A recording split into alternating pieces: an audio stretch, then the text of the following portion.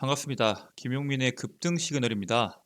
저희 급등 시그널은 종목의 대시세가 나오기 전에 나타나는 여러 가지에 대한 신호들, 그 시그널에 대해서 말씀을 드리고 거기에 따른 수혜주들을 말씀을 드리고 있습니다. 오늘도 영상 시청해 주셔서 너무 감사드리고요. 저희 급등 시그널은 여러분들의 사랑에 빠르게 성장하고 있습니다. 현재 1200분이 넘는 분께서 구독을 눌러주셨는데 기존에 여러분들께 약속드렸던 내용이 있죠. 1000분이 넘으면은 로보섹터에 대한 리포트를 여러분들께 제공해 드린다고 말씀을 드렸습니다. 실제로 현재 이 로보섹터 김용민의 급등 시그널에서만 받을 수 있는 로보섹터에 대한 자료집을 리포트가 거의 완성이 됐습니다. 해당 리포트는 이제 곧 있으면 여러분들께 따로 제공해 드릴 예정이고요. 기존에 약속드렸던 대로 100% 무료로 제공해 드릴 예정입니다. 준비가 완료되는 대로 여러분들께 제공해 드릴 예정이니까요. 많이 기대 부탁드리고요. 해당 이 리포트를 받을 수 있는 방법은 제가 추후에 영상으로 여러분들께 말씀을 드릴 겁니다. 그렇기 때문에 영상을 누구보다 빠르게 확인해서 이 리포트를 받을 수 있는 방법은 구독 버튼을 눌러 주시고요. 영상들을 보시고 영상에 알림 설정 그리고 좋아요 버튼 마지막으로 응원 댓글까지 한 번씩만 부탁드리도록 하겠습니다. 돈 드는 거 아니니까 한 번씩만 해주시면은 누구든지 이 리포트에 대해서 받아보실 수 있을 겁니다. 자, 그러면은 바로 오늘 본 내용으로 넘어가서 오늘 여러분들께 반드시 알아야 되는 내용에 대해서 말씀을 드리려고 합니다. 특히나 이번 삼성 로봇 240조에 대한 올인 세계 1위 찍고 600% 오를 진짜 대장주 이주식에 대해서 오늘 말씀을 드리려고 합니다. 최근에 이 로봇 섹터의 움직임이 계속 나오긴 했는데 여러분들도 아시다시피 로봇 섹터 같은 경우에는 영업이익률이 나오지 않거나 적자인 기업들이 생각보다 많습니다. 그렇기 때문에 앞으로의 시장이 커짐에 따라서 실제로 돈을 많이 버는 기업이 있을 수도 있겠지만 아예 못 벌고 테마성으로만 반짝하는 기업이 나올 수도 있습니다. 그래서 여러분들께서 그 옥석 가리기가 상당히 중요한데 오늘은 그 부분에 대해서까지 자세하게 말씀드릴 거니까요. 집중해 주시길 바라겠습니다. 자, 일단 몇 가지에 대해서 여러분들이 아셔야 되는데 첫 번째로는 이제 임금, 집세에 대한 변수, CPI 둔화에 시장은 담담했다. 그리고 이 고물가, 최저임금에 대한 부담 때문에 많은 자영업자분들께서 키오스크랑 서빙 로봇을 찾고 있다라는 내용입니다. 최근에 이 CPI 이제 소비자 물가 지수에 대한 내용들부터 해가지고 그로 인한 고물가, 그다음에 최저임금의 계속적인 인상으로 인해서 자영업자들이 힘들다라는 내용들에 대한 뉴스들을 아마 많이 보셨을 겁니다. 거기에 따른 현재 로봇 섹터가 어떤 식으로 흘러가고 있는지 말씀을 드릴 거고요. 풀필먼트부터 자율주행 로봇까지 마지막으로 삼성전자가 인체 로봇을 연내 출시할 예정이다라는 재료로 로봇 섹터가 앞으로 어떤 식으로 움직일지에 대해서 말씀을 드리도록 하겠습니다. 일단 여러분들께서 가장 먼저 보셔야 될 게 오늘 어제자 나왔던 내용이죠. 예상과는 다른 움직임, 이 임금, 집세 변수로 인해서 CPI가 둔화됐음에도 불구하고 시장이 담담했습니다. 일단 시장은 예상대로 소비자 물가 지수는 6.5%를 기록을 했습니다. 인플레이션을 잡을 수 있다라는 확신을 가지긴 나쁘지 않죠. 그 전달이 7.1%였나요? 네. 그 정도였기 때문에 상당히 많은 큰 폭으로 하락이 나왔지만 연준에 대한 의구심이 분명히 있습니다. 연준은 계속적으로 지금 매파적인 발언을 말하고 있기 때문에 시장이 거기에 따라서 잠잠한 움직임이 지속되고 있다라고 보시면 될 것 같고요. 지난주에 신규 실업수당 같은 경우에는 청구 건수가 전주 대비해서 1000건이 감소를 했습니다. 즉 고용이 강하다는 것을 우리가 확인해 볼 수가 있겠죠. 실업자들이 계속 취업을 하니까 청구 건수가 줄어든다는 거겠죠. 이렇게 고용이 강하다는 것은 당연히 임금 상승을 유발합니다. 거기다가 주거비까지 현재 고공행진을 하고 있고 노동시장이 과열되고 있기 때문에 지나치게 환호하지 말고 다음 행보를 보자. 시장이 소비자 물가가 더 떨어지고 인플레이션이 잡힐 수 있는지 조금 더 지켜보자라는 관점이 많이 나오는 겁니다.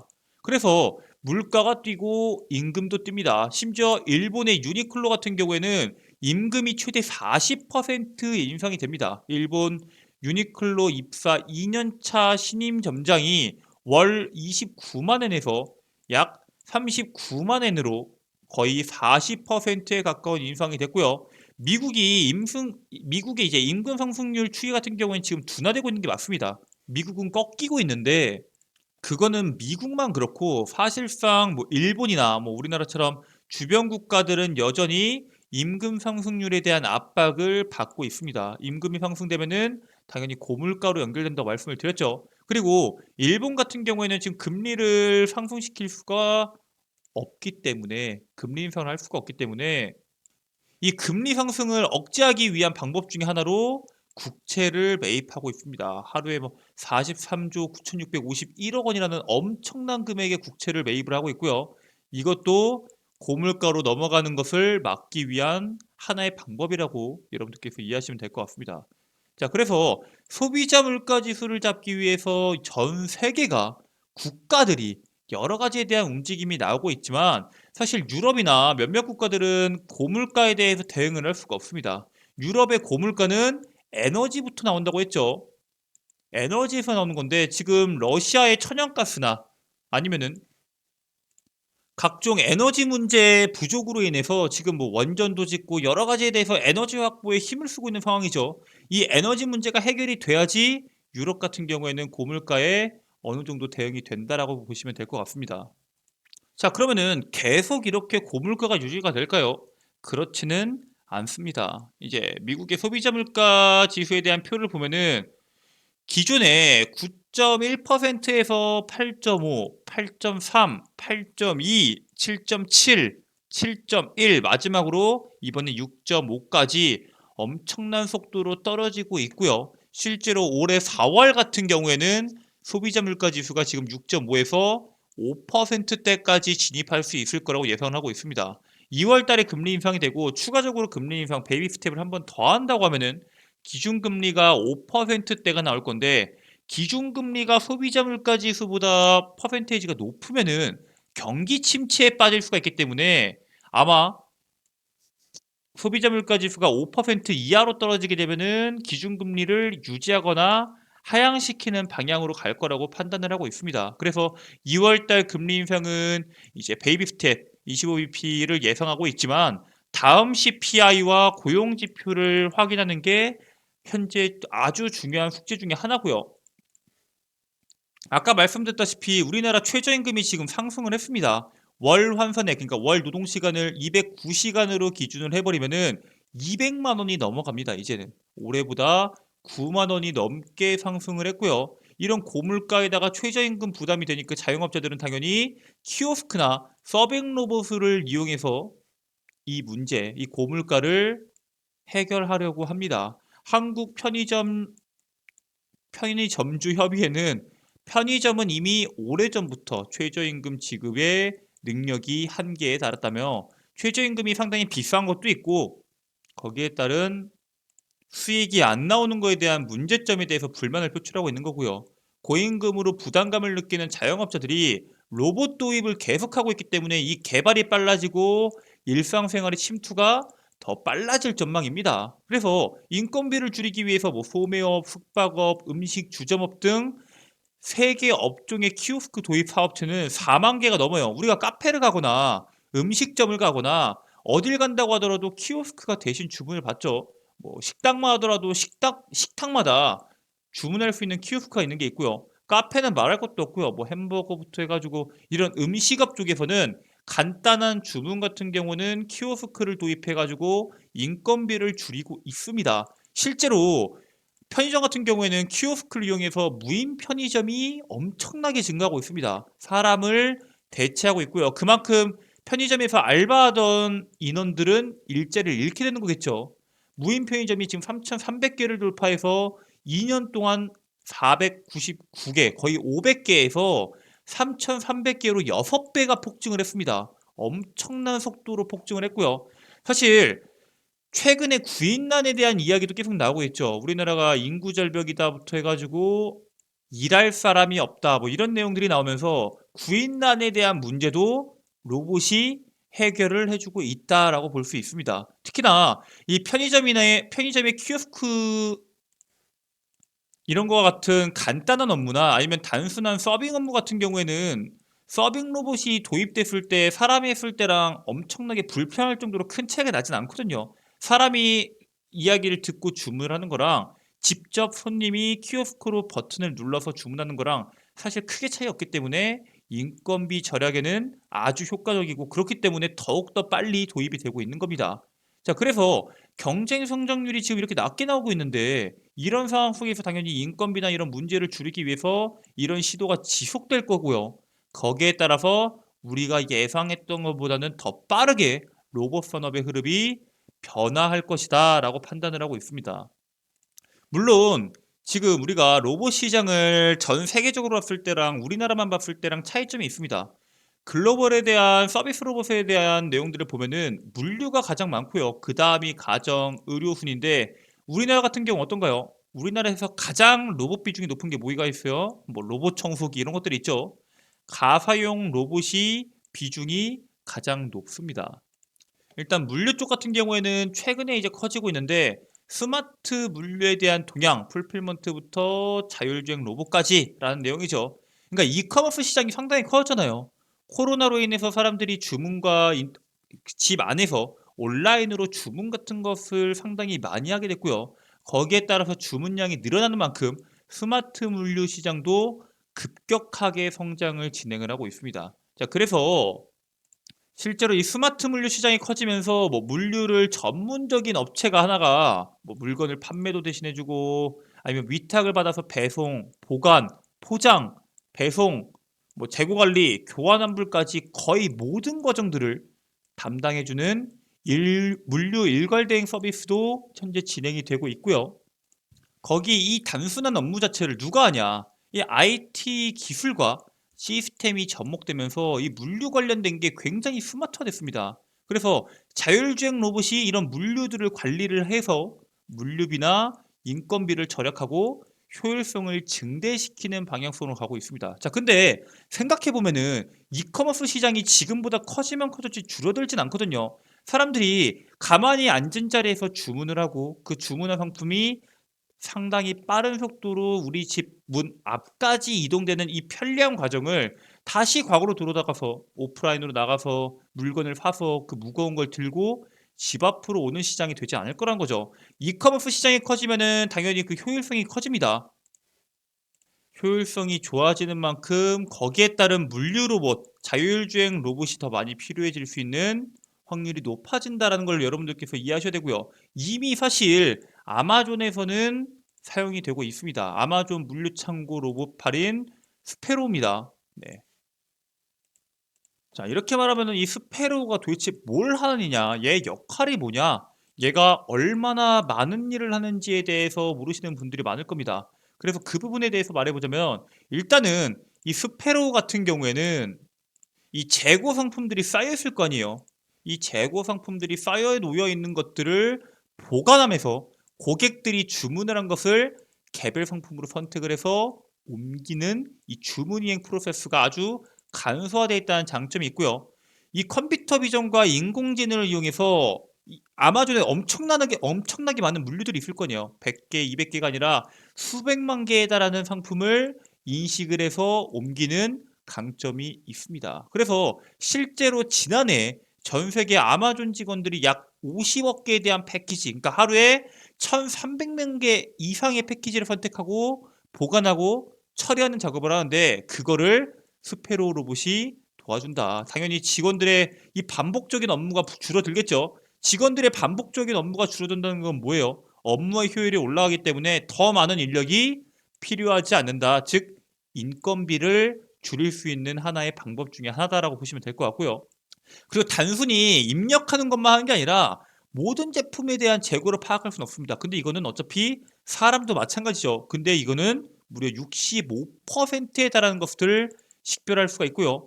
효율적인 운영을 위해서는 로봇과 직원의 협업이 반드시 필요한데 그래서 우리가 주목하는 게 바로 협동 로봇이죠. 로봇만 하는 게 아니라 사람과 로봇이 함께 일을 하면서 더 업무의 효율성을 올리고 아낄 수 있는 비용에 대해서 아끼는 이 시장 자체가 엄청나게 빠른 속도로 커지고 있는 겁니다.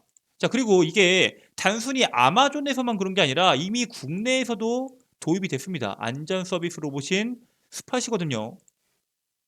자, 이 기술을 도입한 게 현대건설이거든요. 현대건설의 스팟이라는 이 강아지 같은 로봇인데 이 로봇을 이용해서 현장에 나가지 않고도 이렇게 영상이 보일 거 아니에요. 이 영상을 토대로 데이터를 공유해서 현장의 모니터링이 가능합니다. 그러니까 굳이 안전 부분에 대해서 확인하기 위해서 돌아다니면서 확인할 필요가 없고요. 그리고 험한 길이 많은 이 건설 현장에서 막 이동하기 힘든 곳이나 계단, 뭐 좁은 곳들, 사람이 들어가기 힘든 곳들 있잖아요.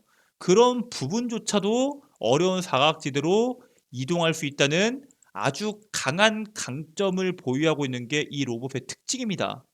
자, 이렇게 우리 일상생활에 로봇 섹터들이 아주 빠른 속도로 들어오고 있는데 지금까지는 테마성이 상당히 많았습니다. 그래서 실제로 로봇 섹터를 중에서 돈을 많이 벌어오는 기업들이 한정적이었죠. 근데 이제는 대기업이 뛰어들었습니다. 그 뛰어든 대기업이 어디예요? 바로 삼성이죠.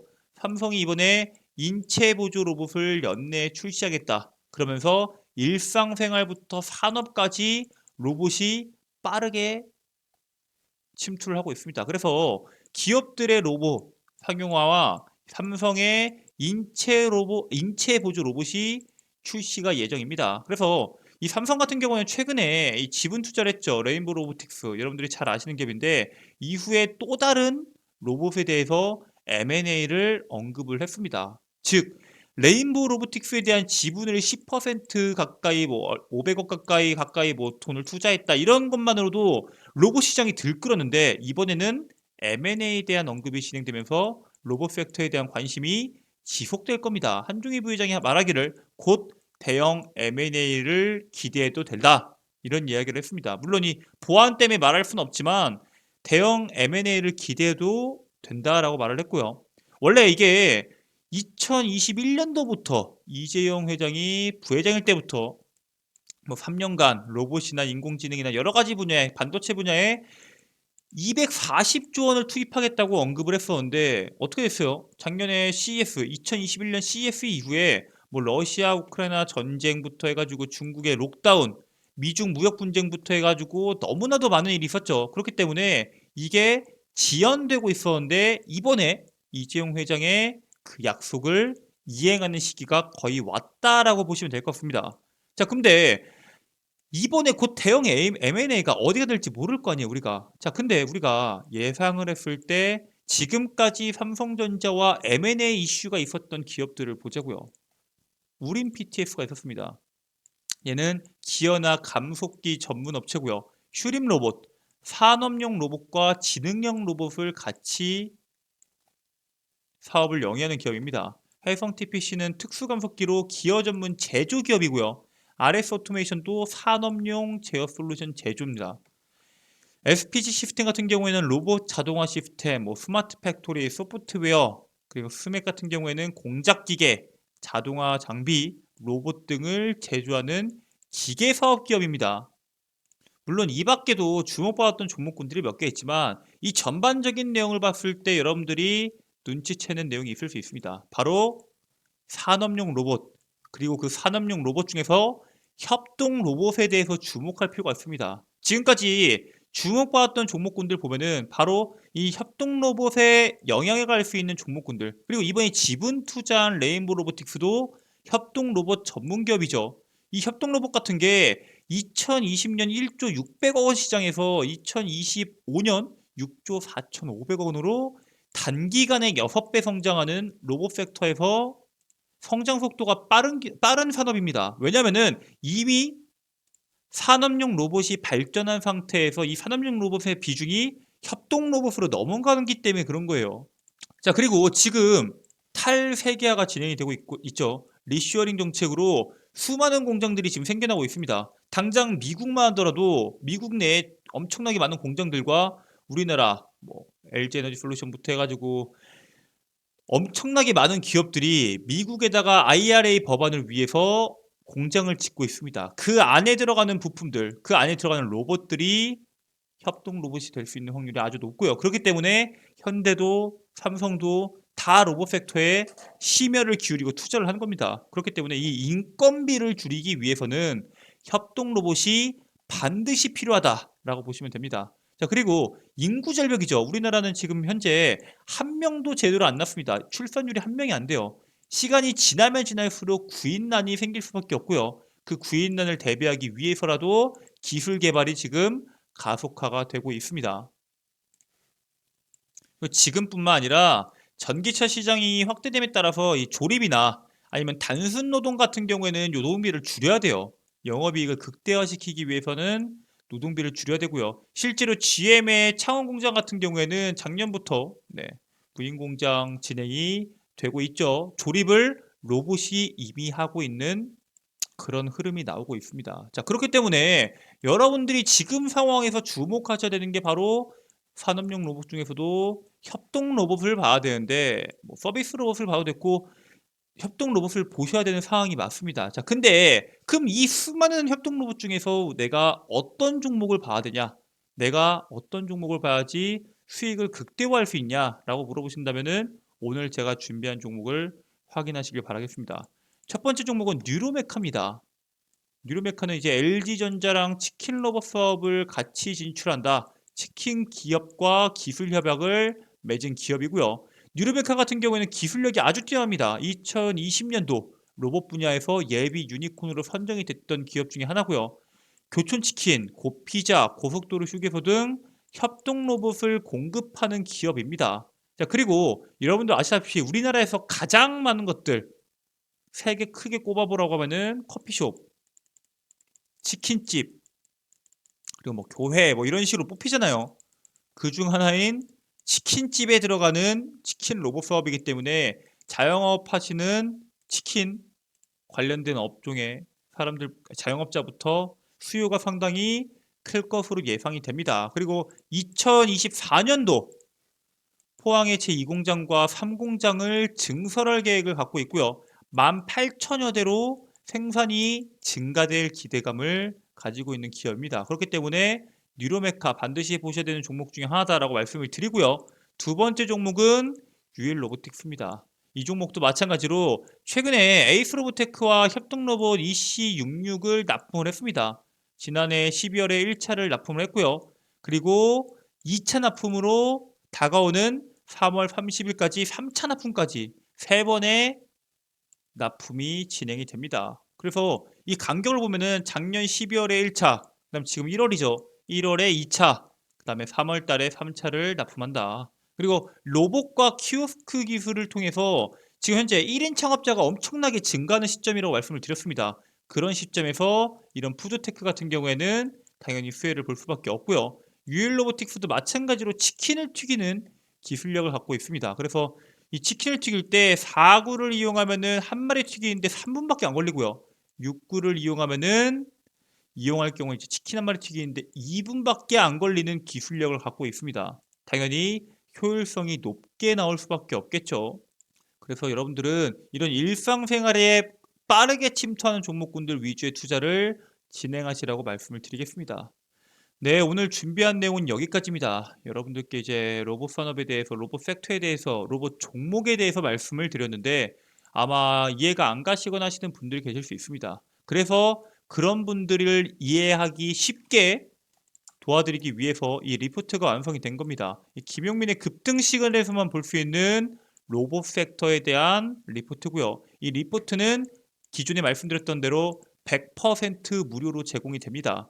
이 100%로 무료 제공을 어떻게 받을 수 있냐?